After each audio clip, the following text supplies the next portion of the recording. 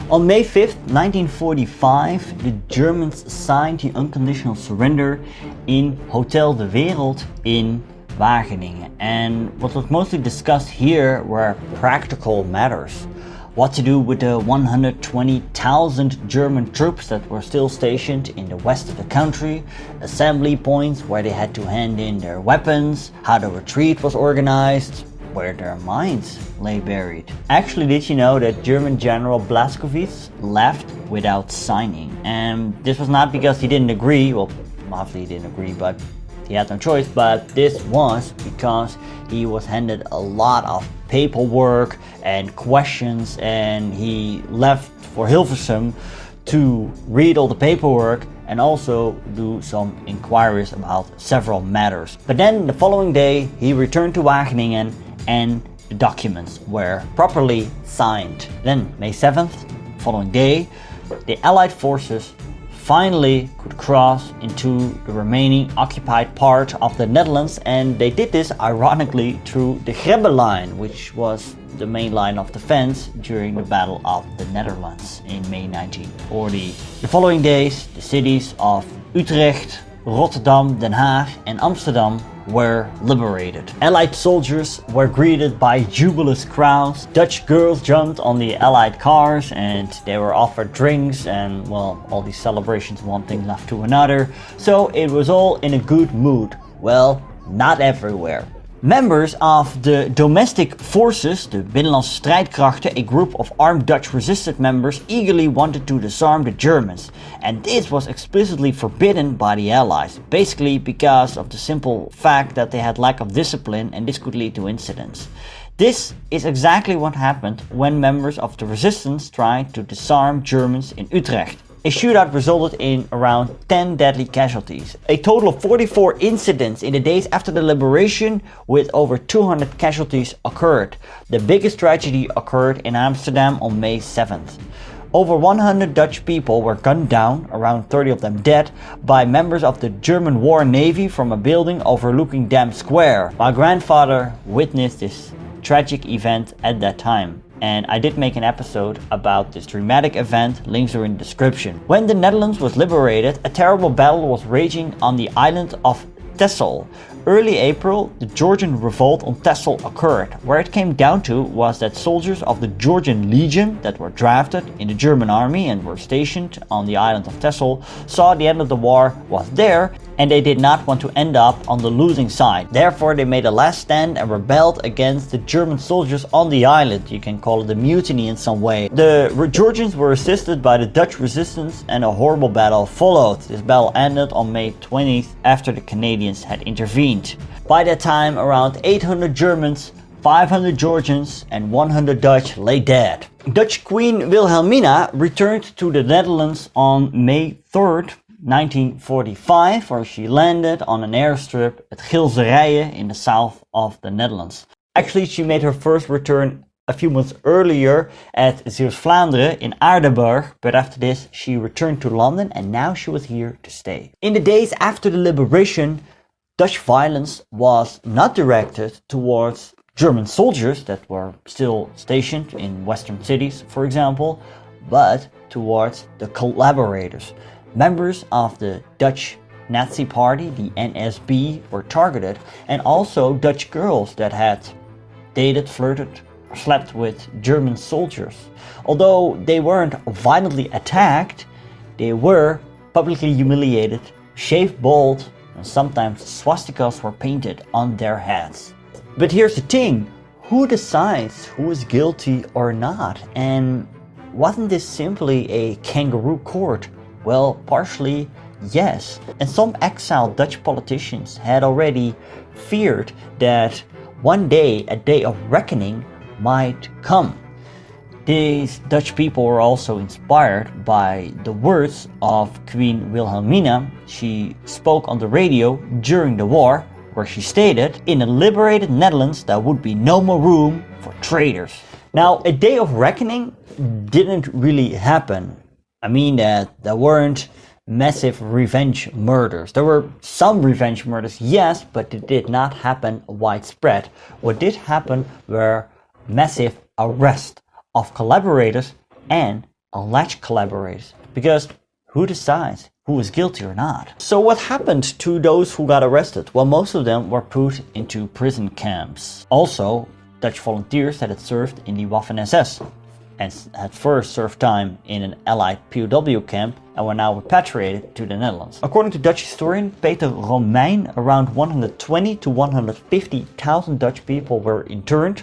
In some cases, whole families were detained. These prison camps were located in, for example, former German concentration camps, think of Kamp Westerbork, Vught and Amersfoort, as well as school buildings, fortresses, factories and warehouses. Now, these prisoners were guarded by the members of the domestic forces, the Binnenlandse Strijdkrachten, in short BS, but yeah, not gonna call it BS in this video. But, well, what was BS was their discipline, or basically the lack thereof. And this combined with the hatred towards the enemy, it resulted in multiple acts of revenge. I'm talking about severe abuse, assault and even murder. Now, during the war, the Dutch government in exile devised a special legal system to punish the collaborators after the war. This was also to avoid the kangaroo courts that eventually did take place, but not on a large scale. Now, there are a lot of different numbers of the number of arrests, the number of charges. In the book Veldgrauw, written by Evert-Jan van Roekel, a total of 64,482 judgments have been passed. Compared to other Western European countries, the Netherlands punished many of its subjects. Van Roekel states that the legal system can be called unsuccessful since many collaborators weren't punished. Expulsions of Germans was not only a thing that happened in Central and Eastern Europe, no. In September 1946, the Dutch government launched Operation Black Tulip. And the plan was that every person that had German roots had to be deported. We're also talking about German Jews that had fled to the Netherlands before the outbreak of the Second World War. We're also talking about Germans that came in the Netherlands during the First World War.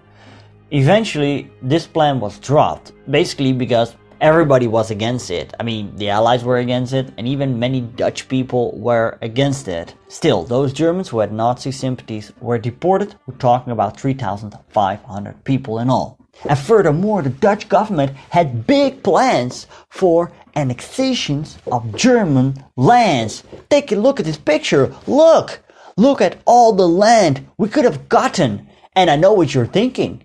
Oh my God, we could have gotten Aachen and Cologne and Münster. Yeah, we would have gotten Aachen, Cologne and Münster. Eventually, the Allies did not take these plans serious and dropped them right away. There was already enough chaos in post-war Germany as it was. We did, however, got a very few pieces of lands, and we even got a whole village. Exactly, the village of Elton was now ours. And that also had a mountain. Yes, there was a mountain right next to the village. A real mountain for us Dutch people. And even till the 60s, Dutch tourists came to this mountain en masse. It was great. But then, the territories were returned to Germany. But for a lot of money. Yes, that's right. The Germans paid us 280 billion marks for the returning of these insignificant territories. After the war, the material damage was estimated to 25 billion guilders. Around 100,000 houses were lost and 400,000 severely damaged. Most of these were located in the provinces of Zeeland, Zuid-Holland and Gelderland. Furthermore, many farms, churches, schools, hospitals, bridges, railways, ships and docks were damaged. Reconstruction committees were set up to oversee the rebuilding of the country. Many applications of compensation were filed, but these were proceeded very slowly. By 1947, over half of these applications wasn't proceeded yet. This meant that people didn't start the reconstruction of their lost property right away, and this slowed down the rebuilding process. This slow process was due to the many cheaters that filed claims. In some cases, school classes were held in churches, bars or private houses till the early 1950s. Complaints about the shortage of housing remained.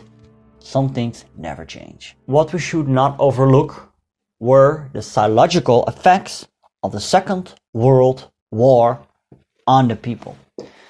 After 1945, the rebuilding was the most important thing the people focused on. It was looking ahead instead of looking back. And also due to the emerging tensions of the Cold War, the discussions about the Second World War soon dried up. Many surviving victims of war violence did not seek help.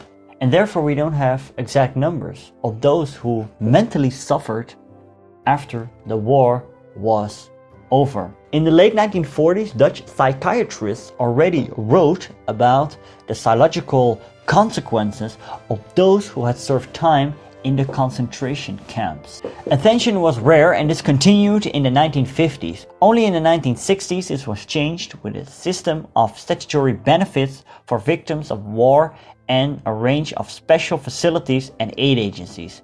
And let us not forget the children of those who suffered during the war. Children that were born after the war but were raised by traumatized parents. In the Netherlands we call these people second generation victims. And therefore I direct myself to the older viewers of this video, those who had parents that were alive during the Second World War. How was growing up after the Second World War? Did you and your family talk openly about the war or not at all?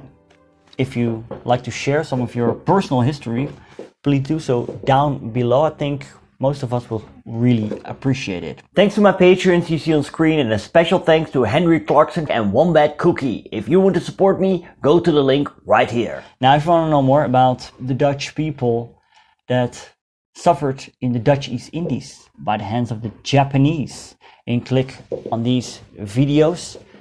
Thank you so much for watching. Do not forget to like, to comment and to share Facebook, Reddit, Twitter. Also subscribe. See you later.